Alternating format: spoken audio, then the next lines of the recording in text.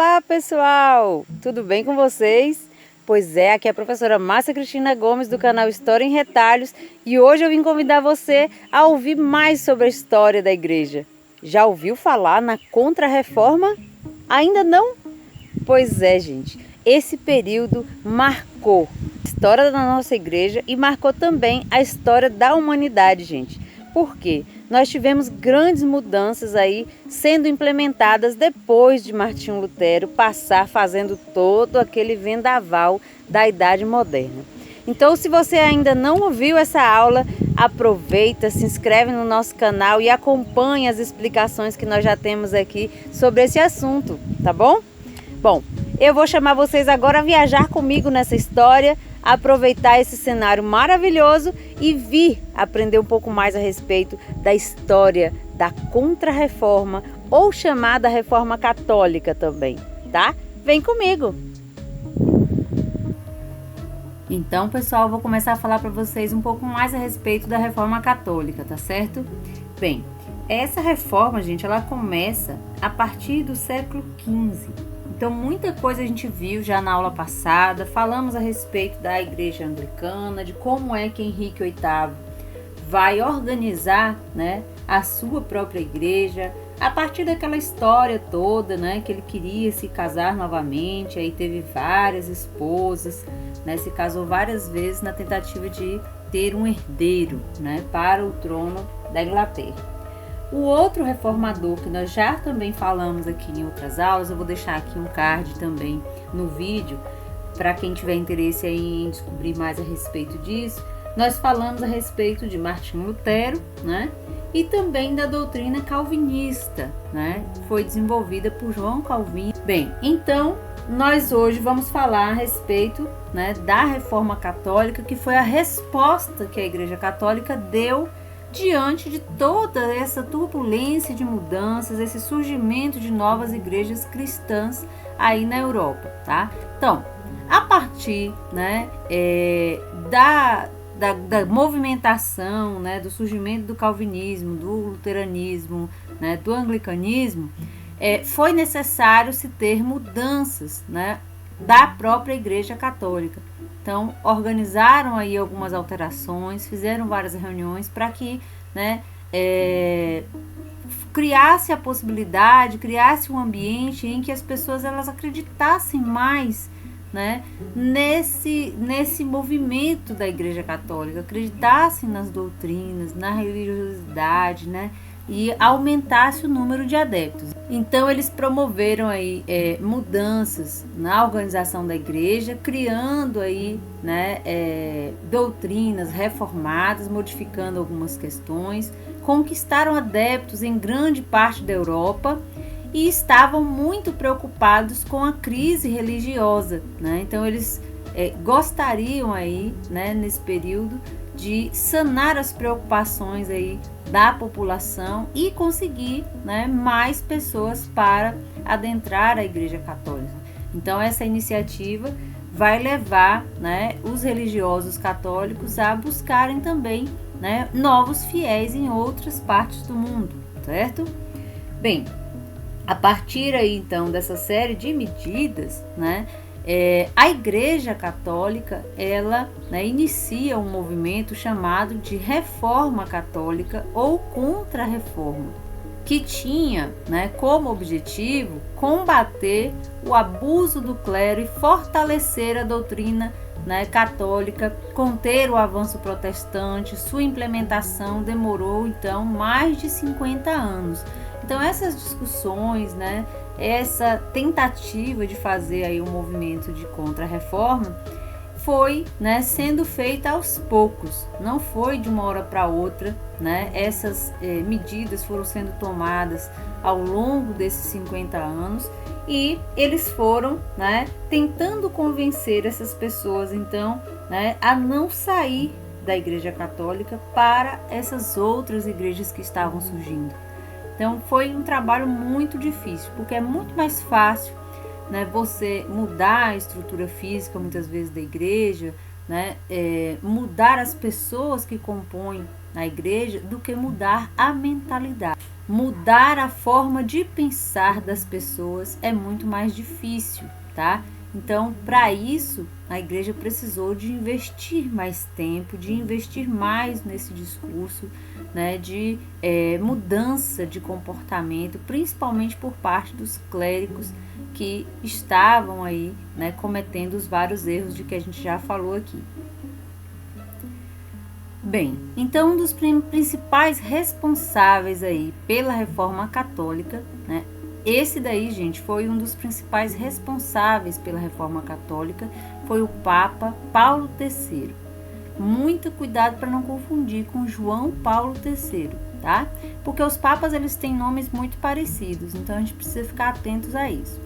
Esse Papa, Paulo III, ele assumiu o pontificado em 1534, renovou o grupo de cardeais, então ele começou a, né, corrigir aí, né, essa escolha, né, dos representantes da igreja, promovendo para a função apenas homens de grande capacidade intelectual e retidão de caráter, né? Porque nós já falamos aqui que a igreja vinha, né, vendendo esses cargos aí nesse período. Então o Papa Paulo III tentava então resolver esse problema, né, da falta de caráter, né, das inconsequentes atitudes de alguns religiosos, alguns cardeais. Então ele começou a fazer, né, essa escolha, né, dos representantes eclesiásticos muito bem, né? Encarregou de produzir um relatório sobre a situação da Igreja Católica, né? Então ele precisava entender quais eram os problemas reais da Igreja Católica nesse período, e ele então, né, começa a fazer um levantamento, tá? Então o Papa Paulo III, ele vai, né, provocar uma revolução dentro da igreja quando ele começa a promover essas mudanças já no início do século XVI, tá? Bem, o que ficou, né, de resultado deste relatório organizado pelo Papa Paulo III? Ele, nesse relatório, então, né, entregue a ele em 1537, né, ele identificou, né, que estava realmente acontecendo os abusos do clero. Então, a partir desse relatório, o Papa colocou em ação uma série de medidas, né? Então, quais foram essas medidas, né? Ele criou aí seminários, universidades e colégios para que fosse então organizada a educação dos futuros padres, porque até então não havia essa preocupação, né, da formação de um padre, da formação de um bispo. Então não havia isso. Então, a partir, né, desse relatório foi criado os seminários. Autorizou o funcionamento da Companhia de Jesus e criou a Sagrada Congregação da Inquisição Romana e Universal, tá? Então, para que servia aí essas duas instituições? A Companhia de Jesus ia estar, né, servindo para evangelizar e conseguir novos adeptos, principalmente nos continentes americano e africano, tá? E algumas regiões da Ásia também, tá? A Sagrada Congregação da Inquisição Romana e Universal era o órgão que a igreja criava com a intenção de investigar e punir todas as pessoas que cometiam algum tipo aí de deslize, digamos assim, dentro, né, do pensamento da Igreja Católica. As pessoas que não concordavam com os dogmas católicos passariam a ser investigadas, né? Então, inquirir significa investigar. E aí, então, essa era uma instituição criada com esse objetivo.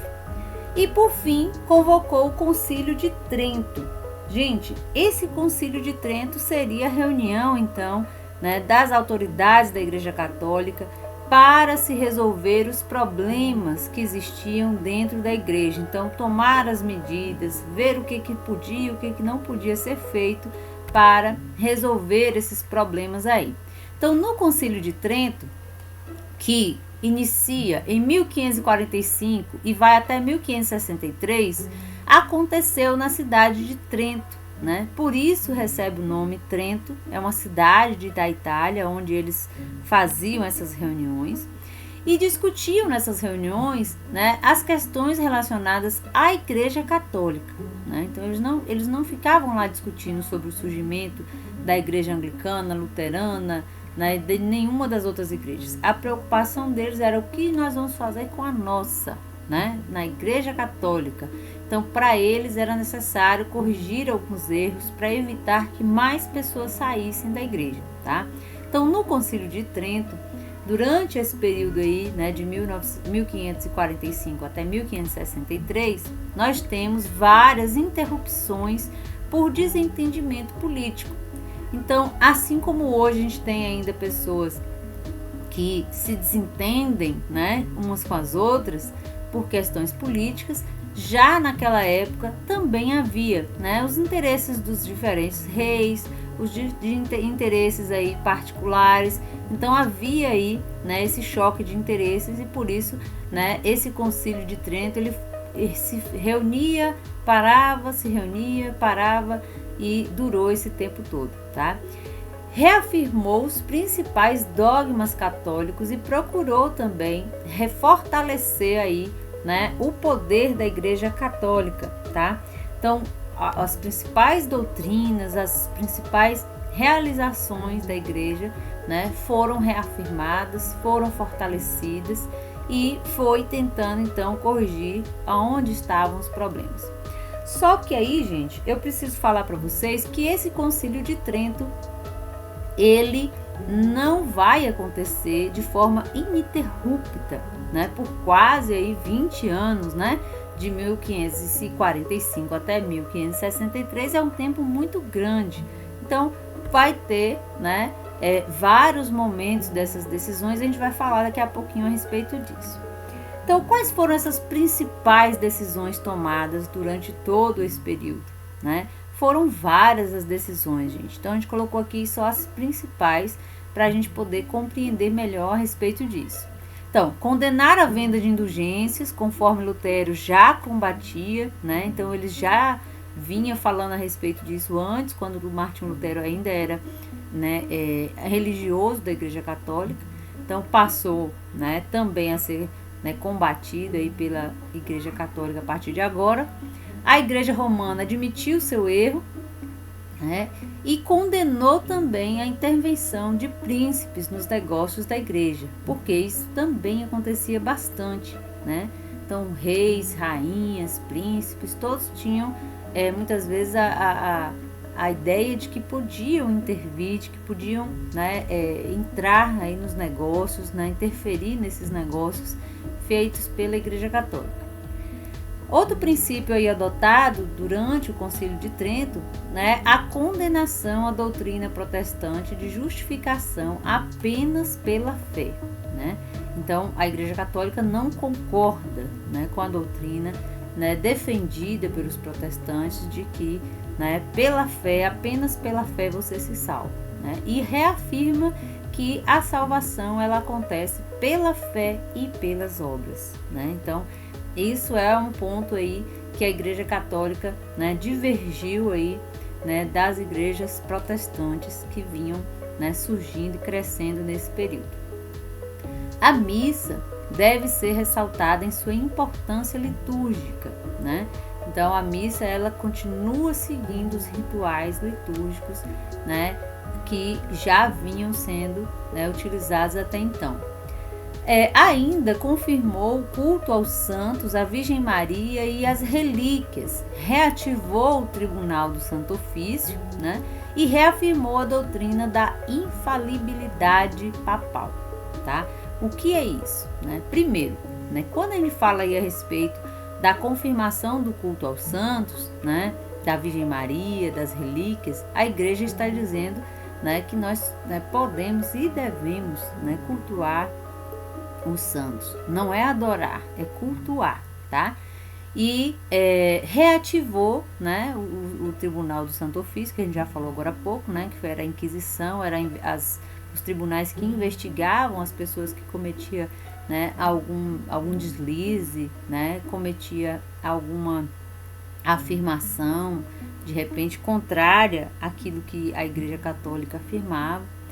Então, no texto também, né, a gente vê aí no Concílio de Trento que eles vão, né, dizer que o Papa, ele é, né, infalível, né, as palavras, as pregações do Papa são infalíveis. Além disso, temos aí a questão do pecado original, que é ressaltada também nessas reuniões do Concílio de Trento, né, a existência do purgatório. Então, eles vão continuar afirmando, né, de que todos nascemos, né, com o pecado, né, o pecado de Adão e Eva, a existência do purgatório, né, que é uma das fases intermediárias entre o céu e o inferno, é o purgatório. E os 7 sacramentos, né? A igreja ela mantém os 7 sacramentos, que são batismo, confirmação ou crisma, confissão, eucaristia ou comunhão, matrimônio, ordem e extrema-unção. Esses 7 sacramentos eles não acontecem nas igrejas, né, protestantes, na igreja anglicana, na igreja luterana, na igreja calvinista. Lá eles só trabalham com 2 sacramentos, tá? Nas reuniões do Concílio de Trento também foi confirmada a indissolubilidade do casamento. Então o casamento ele, né, era, né, para ser feito para sempre, né? E isso era uma certa afronta aí, principalmente, né, aos desejos aí de Henrique VIII, que queria que a igreja anulasse seu casamento, né, para que ele pudesse se casar. Então, né, primeiro ele era casado aí com Catarina de Aragão, né, depois ele quer trocar de esposa, digamos assim, né, quer se casar com Ana Bolena, e depois disso ele troca várias vezes, né, de esposa, algumas ele manda executar. Então isso era uma forma aí de descrédito, né, para a igreja anglicana e para o rei Henrique VIII. Então a reafirmação, né, de que o casamento ele é indissolúvel, né, trouxe aí uma certa segurança para os adeptos, né, da religião católica. Mas, em compensação, a igreja proibiu que os membros do clero, né, o celibato clerical, eles se casassem. Então, os padres não poderiam se casar, não poderiam ter relações, né, sexuais e manter nenhum tipo de estrutura familiar, né? Assim, ele fez com que a opção, né, da vida religiosa fosse uma opção solitária, né? Então essa foi uma exigência, né, do Concílio de Trento. E para isso também criou seminários, como a gente falou, para formar os sacerdotes, para ensinar a respeito das leis, das regras, né? E estabeleceu decretos, metas para que a unidade católica fosse, né, fortalecendo a sua hierarquia, né? Confirmou que a eficácia das indulgências, né, era um instrumento importante aí para obter o perdão das penas temporárias aplicadas aos pecadores. Então, entre todas as medidas tomadas aí pelo Concílio de Trento, né, essas são realmente as principais medidas. Então, o Concílio de Trento foi, né, aos poucos, tentando corrigir os vários problemas que existiam dentro da Igreja Católica, tá? Bom, então, esse período todo, né, que se inicia em 1545 e vai terminar em 1563, ele pode ser dividido em 3 períodos, né? A Reforma Católica, ela pode ser dividida nesses 3 períodos. O primeiro período é quando a gente tem aí os 3 primeiros anos, né? Então a gente tem os decretos sobre a Sagrada Escritura, sobre a Bíblia, sobre a tradição católica, sobre o pecado original, sobre os sacramentos.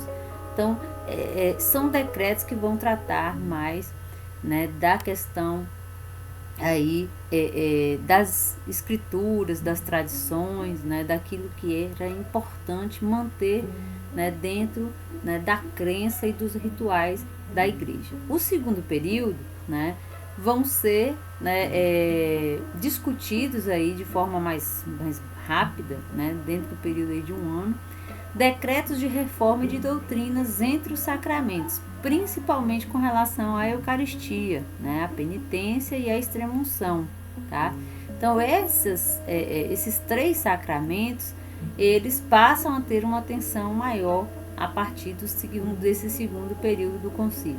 E no terceiro, né, convocado já por um outro Papa, o Papa Pio IV, que enviou os núncios, né, Comendone e Delfino aos príncipes protestantes, né, do Império, reunidos em Naumburgo e Matinengo, né, a Inglaterra, para convidar os protestantes a virem ao concílio. Então, olha que interessante. Nesse terceiro período aí, né, que acontece aí na década de 60, é o período final, né, o Papa chama os líderes, aí, os representantes protestantes a participarem também, né, da reunião, né? E isso revela, gente, né, o quanto né, que já havia um certo respeito, né, ao surgimento da religião, mas que precisava haver um diálogo, né? E ao contrário do que muitas vezes as pessoas pensam hoje em dia, né, estimula o ódio, estimula a desavença entre as pessoas que estão em igrejas diferentes. E já naquele período nós vemos aí, né, que havia essa preocupação em dialogar, em conversar, né, com as igrejas, né, ou com a igreja, né, protestante que estava ao seu lado, né.